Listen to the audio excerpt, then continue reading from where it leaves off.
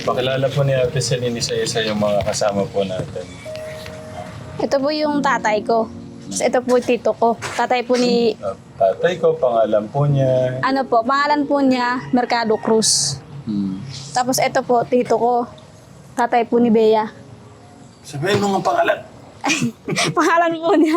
Masama po kasi pinapangalanan po yung matatanda sa amin. Ganun. Opo, ng mga bata lang. Ang pangalan po niya, Rene Boy de la Torre. Tapos ito po, nanay ko. Pangalan po niya, Jocelyn Cruz. Ito po, tita ko. Nanay po ni Bea. Ang pangalan po niya, Betty de la Torre. Pwede ka ng vlogger. Okay. Sige, tayo pangalan nyo nga po. Mercado ko po. Apo, si Tatay Mercado. Ilang taon na po kayo? Ay, hindi ko po ganong matanda yung aking... Yung mga ganito rin ako nakausap eh. Hindi alam yung edad. Karamihan po talaga sa amin yung matatanda. Hindi po alam yung edad. Huwag mo sabihin hindi mo alam yun sa'yo. Ay, alam ko po yun. So yung mga matatanda. Yung matatanda Yun po talaga. Yun nga po sa mga ID namin, yung karko na, hindi na po sa talagang saktong bilang ng panahon yung pagka-edad namin sa mga ID. Ano na lang, kinarko na lang ang pagkakalagay ng mga edad. Balita ko kayo daw po yung chief Opo. kapitan doon sa... Pinaganakan po. Sityo. Kumusta po yung buhay niyo doon? Kung ganito pong medyo maganda ang panahon, ayos naman po ang paghahanap buhay. Kung medyo masama ang panahon, maulan, tapos malaki ang baha ng ilog, diyan po kami talagang naghihirap dahil hindi po kami makatawid, makapangisda. Talagang labo po ang ilog, kaya hirap po kami sa buhay. Sa pagyayantok naman po, ganun din po sa mga ilog, kung baha, hindi po kami makatawid sa mga pinukuhanan namin ng mga yantok. Kaya doon po kami talagang hirap na hirap sa buhay.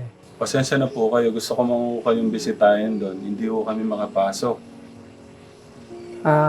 Ayun po sa batas ng watershed dyan po sa amin sa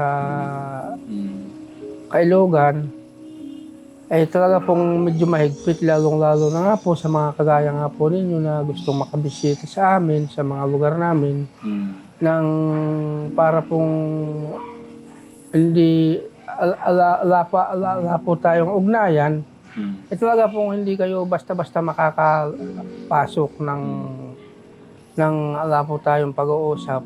Kagaya nga po ngayon na tayo nag-uusap na nga, yun po ang maipapaliwanag ko sa opisina ng watershed at sa opisina ng NCIP kung ano po yung mga ating naging usapan o kung ano man po yung ibig ninyong ipaabot sa amin na mga katutubo, yun po ang dapat na maintindihan nila para po kayo makapasok doon sa amin. Nakiusap na ho kami sa tayo. Saan yun ate? Sa opisina NCIP po talaga? po. Kahit anong, parang luluhod na nga ako kami. Parang ayaw po kami pupusukin.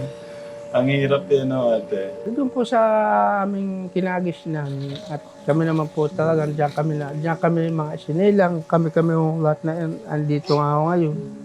Diyan na po kami talaga isinilang at diyan na po kami mga nagsilakay, namuhay.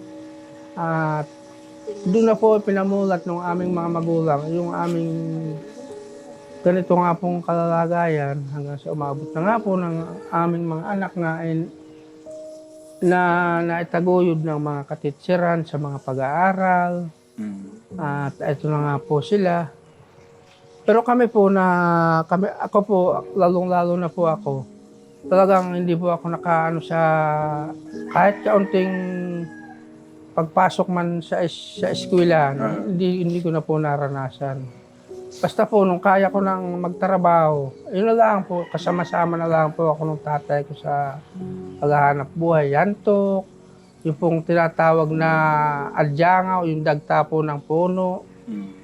Yun po ang binibiyahin niya sa dito nga po sa bayan. Pinamamalit ng mga bigas, Ay, basta po yung mga gamit namin pag makakain. Saka po doon sa aming tinatawag po naming tradisyon, talaga pong napakaganda po ang pasimula ng aming mga magulang. Dahil sa yung kung ano man po na yung lamang gubat na yung makakain ng bawat isa sa kanila, kung sino, halimbawa po ako ang nakakuha ng isang ngayong araw. Pag nakauwi ho ako, hati-hatiin ko yun at kung ilang bahay ho kami, parte-parte ho kaming lahat. Ano po yung karaniwang kinakain nyo doon, Tay?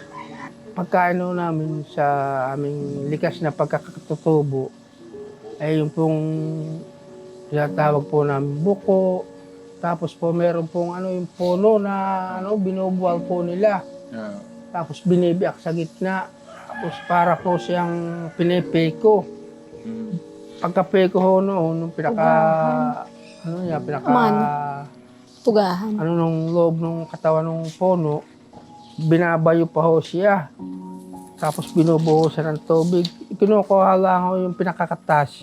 Katas nung puno. Tapos pag tumining yung pinakakatas, parang may harena siyang na May ganun ho sa inyo? yung Ang tawag po namin yung puno ngayon, pugahan.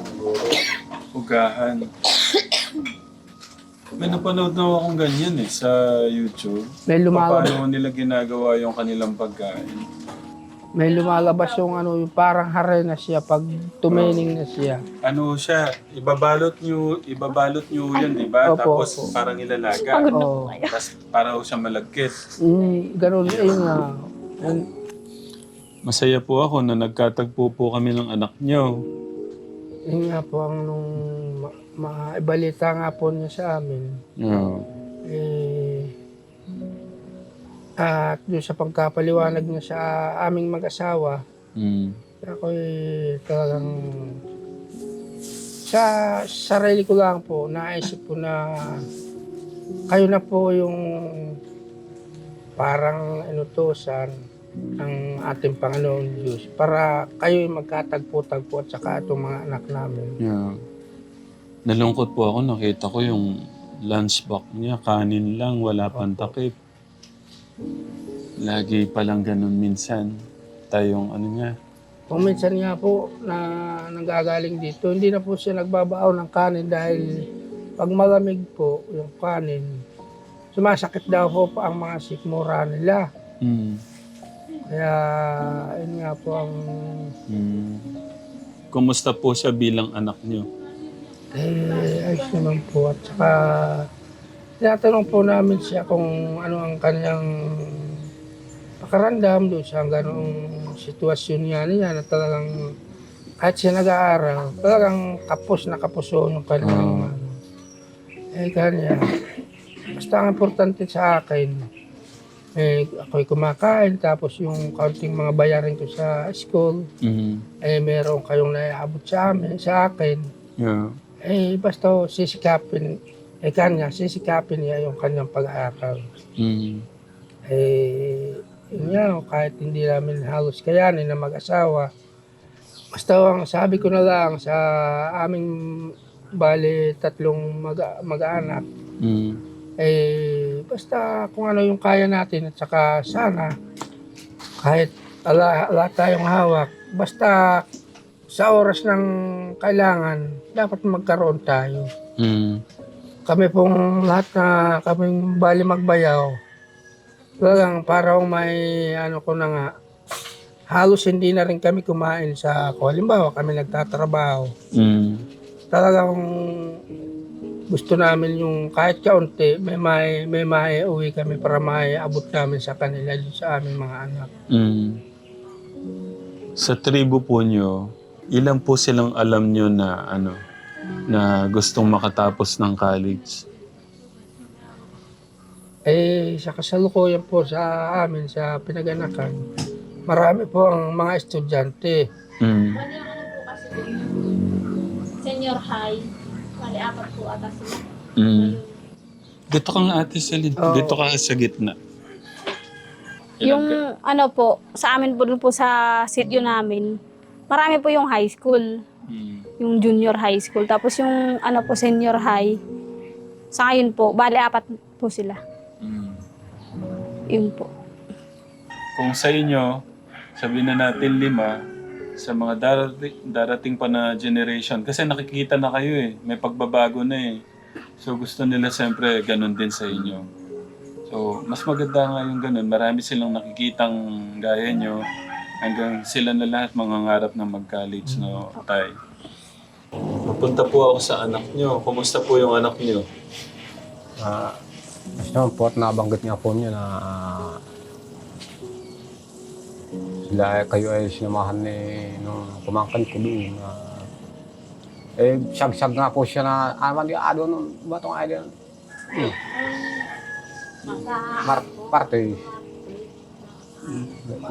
Martes po ata. Tatawag na nga sila sa radyo at nawawala na Tawag ra siya sa radyo yung mga kasamahan po namin doon na may nawawala ra itong dawang anak namin dito. Ay siyag-siyag naman po siyang dumating na kami sinusundo na kayong araw ay gusto ra po niyo kaming makausap po doon sa... Ang tagalo namin nung unang punta natin at Ate Celine doon sa ano, hindi ho talaga. Tapos pangalawang araw natin, nakiusap din ho kami, hindi rin po.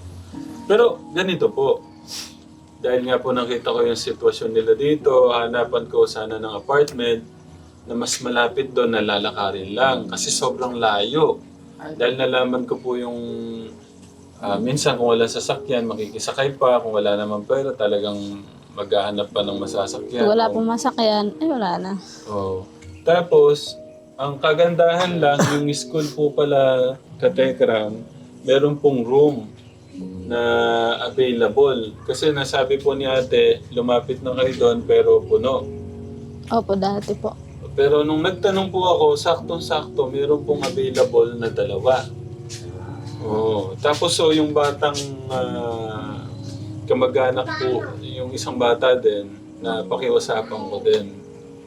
Yun po ay libre na napagalaman ko, libre din, wala namang bayad. So, yung imbis na ibabayad ko ng apartment, ibibigay ko na lang pambaon sa kanila. Salamat naman po. Welcome po. Pero tatay, nanay, hanggat sa makakaya ko, susuportahan po yung mga anak niyo sa pinansyal. Kahapon, bumili na po ako ng mga gamit, yung kutsyon, rice cooker, yung electric pan. Kasi hindi naman yung magtitiis na puro kanin lang na kumbaga nandun talaga yung gusto nilang makatapos. Tapos matulungan kayo. Yun po yung sinasabi nila sa akin. Yung makatulong sa inyo. Yun nga talagang kundi lang bago ang isip nga itong aming anak. Yun po ang kanilang binabanggit sa amin. Hindi daw man po maganda ang magiging buhay namin. Baka mabawasan yung kanilang kinagisnan ding kahirapan namin. Ang babait to ng mga anak nyo. Kaya pagtulungan natin, tay. Alam ko ngayon mahirap. Pero sabi nga mababawasan pagdating ng panahon. Di ba? Oo. Ang ganda na mo, ate Sa ngayon talaga mahirap. Pero unti-unti, pagka napupunta ka na doon, mababawasan. Dahil doon sa pangarap mo. Kasi kung nandun ka na, nakatapos ka na, susunod, yung mga kapatid mo naman, o yung mga kalahi mo naman. Opo. Diba? Yun nga po. Una po yung mga magulang ko, yung pamilya ko po. Pangalawa po yung lahat ng katribo ko. Yun po yung ano ko. Oh. Hindi lahat ng mga bata ganyan, iniisip yung buong tribo. Marami na po kasing marami pong nangyayari na Isin ko na nga din sa anak namin, naisip ko na. Ayun gaya sinabi ng mama mo. Iniisip daw niya, hinto ka, anong gagawin mo doon? tatrabaho po ako. Katrabaho sa lupa. Hindi na kasi kaya, ay kaya kailangan. Mm. Ang sabi naman po ama, hanggang may buhay may pag-asa ang tao. Tama po na yun. Hanggang bata pa naman siya, sabi niya, tutulong na lang siya sa lupa, sa paghalaman. Yun po kasi pag galawang lalaki po yun. Yun nga po ang, doon po sa lahat ng binanggit ninyo sa amin, mga ipinaliwanag na kayo po ay doon sa pagkakita po ninyo sa aking anak, ay para pong may nakita kayo na pwede kayong magbahagi sa kanila ng yung kaya ninyo ay gusto ninyong maibahagi sa kanila tungkol sa kanilang mga pag-aaral. Mm. At yun nga po ang maibabanggit ko rin na talagang nagpapasalamat ho ako ng marami. At talaga po, maulit ko po na kayo po yung hini po ng ating Panginoon Diyos para po magkakita-kita nga po tayong ganito. Yeah. Kasi alam ko yung pagtatagpo natin, may dahilan at Opo. plano ang ating Opo, Diyos. opo. Kaya nais ko talaga ding makabisita sa inyo kasi gusto kong makita yung kabuhayan nyo doon. Pero nabigo tayong makapasok doon para kahit paano sana kung ano yung pwede nating magawa, makita ano yung pwedeng gawin para kahit paano mapagano yung mga trabaho natin doon. Pero may dala po ang pasalubong sa inyo, bigas at saka yung groceries. Mamaya, pagkatapos po natin sa school, tsaka nyo na lang iaano ko sa inyo, no? Kasi kailangan nyo kayo makausap sa school. Siguro kain muna sila tatay, tapos punta tayo doon after nun. No, tay. Opo. At saka po doon sa nabanggit nga po ninyo na gusto nyo makaabot nga sa amin sa pinaganakan doon sa Kailogan. Kailogan po kung tawagin namin yung kabuuan ng Ang gatdam. Angat Dam. Tapos ang hirap, gusto kong ibigay lahat ng bigas naming dala. Bawal pala, no? Opo, kailangan po talaga ng may permit. Oo. Pwede naman po yun, kaya lang po, permit po talaga. Permit. Magbibigay ka na nga lang kailangan po ng permit. Baka iniisip nila may something doon. Naman. Ano na, kasi maintindihan ako private naman. Pero yung sigurong ganong mga pagmamahal, yung bigas, groceries, siguro dapat open sila. Opo. Yung para pong pasalubong lang po ninyo sa mga... Sakit kaya ng loob ko kateka naman, hindi ko man naiwan yung yung mga ganong dala namin, tapos di mo maiwan. Dadali mo pabalik kasi gabi na. Dahil nagkakahirapan paano mo ipasok. Pero sa banda, private nga naman. Kaya, kasi parang silang nakapalibot sa private, yung lugar nila, nakapagitna po sila. So paano? Mag-ready na tayo tayo. Para ano? Kuya. Groceries to. Groceries yan, lo ha. Groceries po yan. Ito. Sabi ko na. Ito dito. Yeah. Ito, bigay mo kay papa mo yan ha. Oo.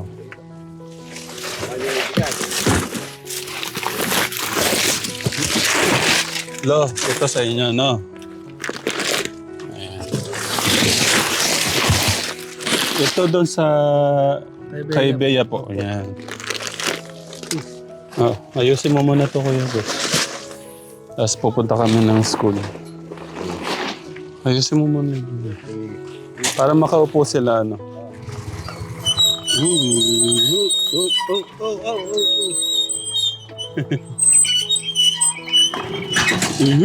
Galit ka yata sa akin eh.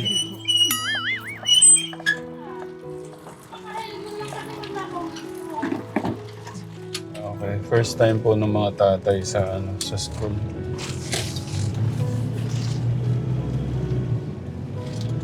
Kausapin niyo yung mga doon, yung mga lalaki doon na estudyante, baka kasi ligawan yung mga anak niyo. Naalala ko lang po sila. Isang pa po sa anak ko, sa aking pamangkay. Dito po sa kanyang lahat na malakay. Ewan ko sinabi Oo. Makakasira sa mga pag-aaral. Sasama ka pa sa fraternity ate, mga ate? Ano yung acro? Awan po, hindi po namin.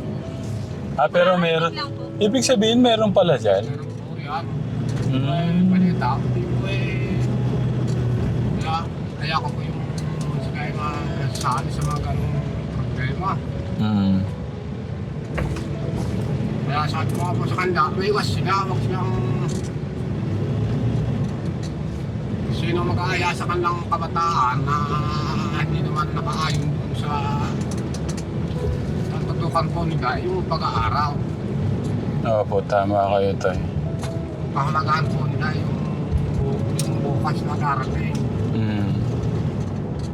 Hindi pa ako nakarinig ng yung kumakanta na dumagat. Doon po sa amin ang meron po marunong nakumanta ng pako. Pero balita ko po marunong ko kayo eh. O kaya si tatay. Baka naman pwede nyo kaming pagbigyan. Wala po siya parang pasensya na po. Buwan naman ko na bakit na unlaki ng pabihan. Nakalinda na ako. Doon po sa amin ang nakakita po kami ng nakabahag na tabi niyo po yung makikita. Tay, ano po yung sa salita nyo, mahal kita? Buhat ko ikaw. Buhat ko ikaw, tay. Madali po kayong matuto. Okay. Buhat ko ikaw. Ang galing no? Buhatin. Paano mahal din kita? Buhat ko pala ikaw. Buhat ko pala ikaw. Parang no, konti lang nagbago sa salita. Ang salita po namin, halo-halo po sa salitang Bicol, Bisaya. Mm. Pero si tatay, talaga siya, puro talaga siya, no? Buti po at naikot kayo at natapatan naman po ninyo itong anak ko. Nagdi-deliver po kami ng dishwashing, tay. Naggaganito ho talaga kami, tay. Yung nagmi-mission. Pero tinutukan ko muna yung dishwashing liquid. Nung yun, nakita ni Kuya August yung anak niya doon sa ilalim ng puno. Nalaglag yung puso ko, tay, nung nakita ko yung kanin, yung lunchbox niya, walang takip, plastic lang. Tapos walang ulam, puro kanin lang. Kaya kalaya nga po nung napamit ko pa ngayon na kayo po talaga yung hingi po ng ating Panginoong Diyos para makita nga po itong aking anak. Yeah. Sa tingin ko, may plano yung ating Diyos sa mga bata na yan.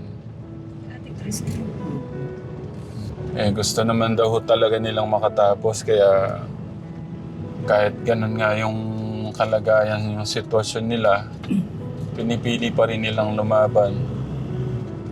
Kaya po ninyo at kung talagang may panahon na po yung makahon dun sa amin. Basta malalaan namin dito sa mga anak namin kung kailan ang schedule mo po.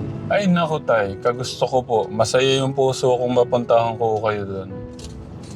Para makita ho ninyo yung kalalagayan ng aming tera, mga tinitira. Kasi tay, hindi ko ako maghihintay ng hanggang gabi doon na basta gusto ko talaga makapunta doon tay. Kaso sobrang hirap lang talaga ng pagpasok ko doon sa inyo.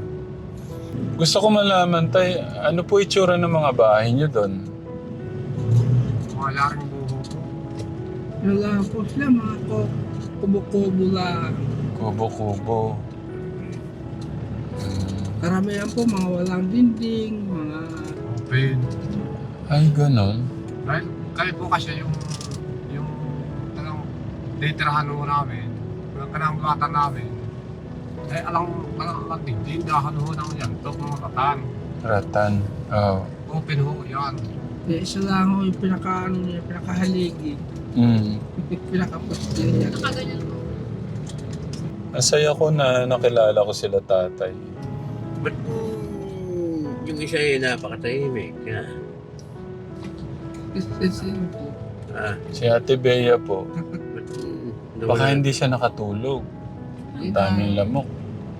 Nalulungkot po siya at talagang nasabi nga po sa nanay niya at sa tatay na gusto po niyang maka-ayos ng cellphone dahil yun po ang isang gamit nila sa kumisa sa pag-aaral. Oo.